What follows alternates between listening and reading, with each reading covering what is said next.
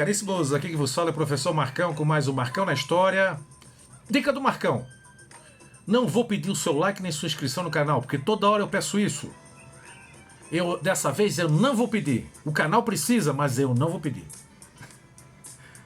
Uma brincadeira para descontrair, né? Para não deixar um ambiente pesado. Botei um sonzinho aqui, ó. Disco, anos 80. Eu sei que a rapaziada que está me acompanhando, muitos não sabem, mas nós tivemos uma época de música de qualidade. Música dançante, era um outro esquema, completamente diferente. Claro que nós temos músicas boas hoje também, né? Mas o tema hoje é o seguinte: o comunismo tem religião? Como pensa um comunista sobre a religião? Eis a questão. Bom, vamos discutir na verdade histórica, né? Sem fazer, digamos assim, voltas para falar sobre o assunto. Bom, o sistema ideológico comunista tem como base os ensinamentos de Karl Marx e Friedrich Engels. O marxismo pregava o seguinte, fazia uma crítica contundente contra a religião. Marx dizia o seguinte: a religião é o ópio do povo, ela droga o povo. Era usada pela classe dominante para dar ilusões à classe trabalhadora. Então era mais ou menos assim: você tem uma religião, você passa a acreditar em uma vida melhor, não necessariamente nesse mundo, e aí você se acomoda. E você continua sendo oprimido pela classe dominante. É o discurso, né? E dizer que a religião promovia uma falsa esperança. Marx, sobre religião e Estado, ele diz o seguinte: religião não é tema de Estado. Lenin segue fielmente os passos de Marx e, como líder bolcheviques, Partido Comunista, na época da Revolução e depois assumindo o poder, ele dizia o seguinte: a religião é o suspiro da criatura oprimida. Então ele não tem mais o que fazer, está oprimido, ele procura uma religião para ter uma esperança de um futuro melhor. É o ânimo que ele encontra para poder continuar vivendo. Como já dizia Marx, né? É o ópio do povo. Cria a droga, religião, cria uma letargia do proletariado. E ele não vai lutar pelos seus direitos contra a classe dominante e opressora. Bom, pregavam o fim da religião. Ele dizia o seguinte: eles precisam libertar a humanidade das ilusões religiosas que impedem que eles atinjam o racionalismo, a razão, que já era um pensamento difundido pelos iluministas. Né? A religião é um sol ilusório. Então, para eles, religião é ilusão. Não tem nada de produtivo. A União Soviética, que adota fielmente esses pensamentos e que bota em prática esses pensamentos, era um Estado ateu. Religião foi desencorajada em todas as formas, brutalmente perseguida quem tinha algum tipo de religião, como supressão, controle e eliminação das crenças religiosas. Ações efetivas para combater a religião na União Soviética: demolição de igrejas, mesquitas e sinagogas. Demoliram. Humilhação, perseguição, encarceramento e a morte de milhões. Muitos morreram por terem uma religião. Há uma estimativa de aproximadamente 20 milhões. E quando a gente fala em comunismo na União Soviética, a gente fala em números assustadores. Tem uma passagem de uma execução em um único dia. Vários padres e crentes ortodoxos da Igreja Ortodoxa foram condenados à morte. Em um único dia foram assassinados 28 bispos e 1.200 padres. Alguns tiveram a sorte de serem exilados.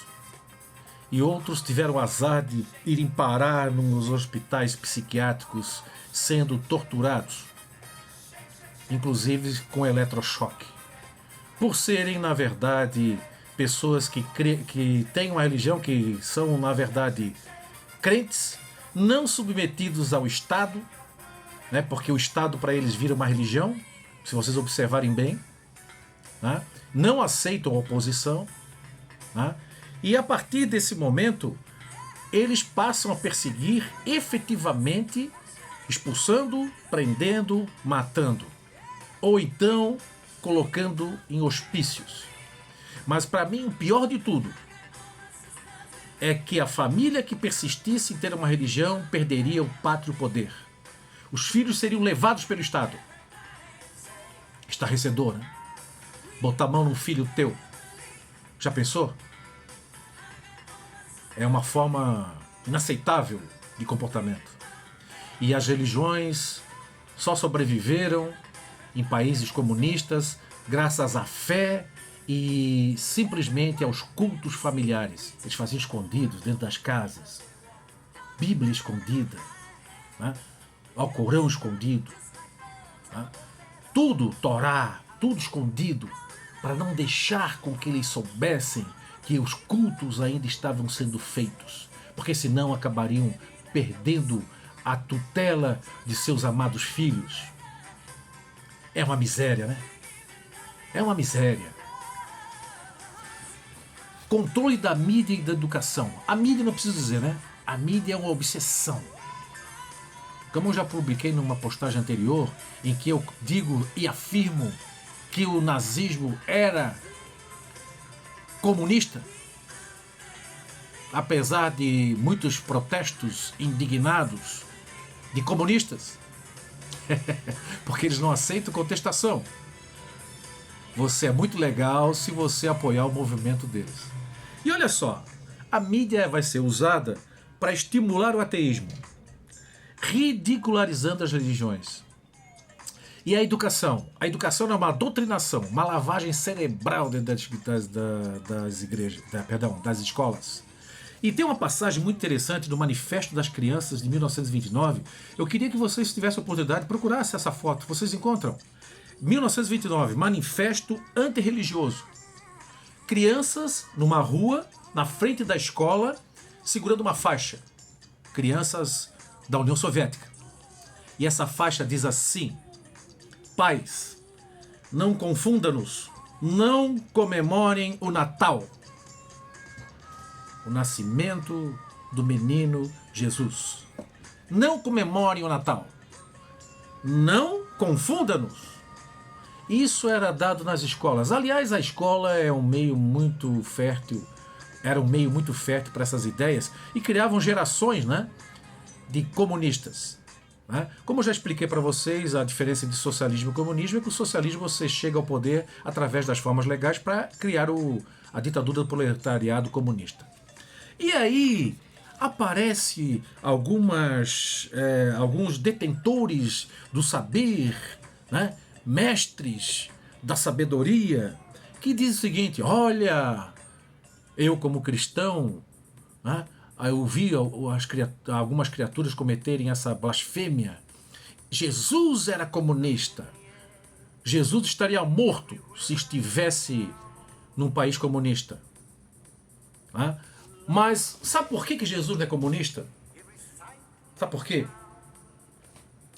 Ele defendia e pregava o amor ao próximo.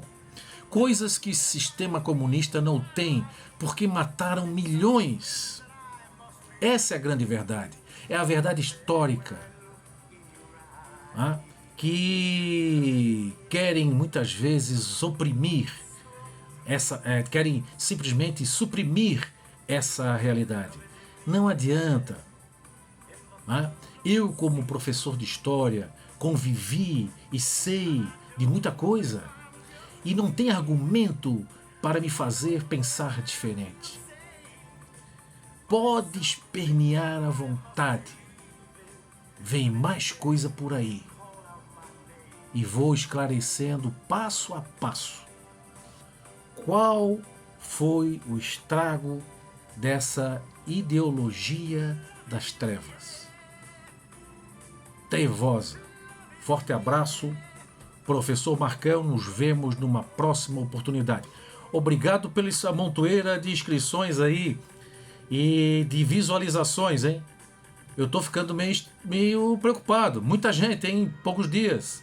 Muito obrigado, rapaziada. Ó, o resumão do Marcão vai voltar, tá? Forte abraço para vocês. Estamos juntos.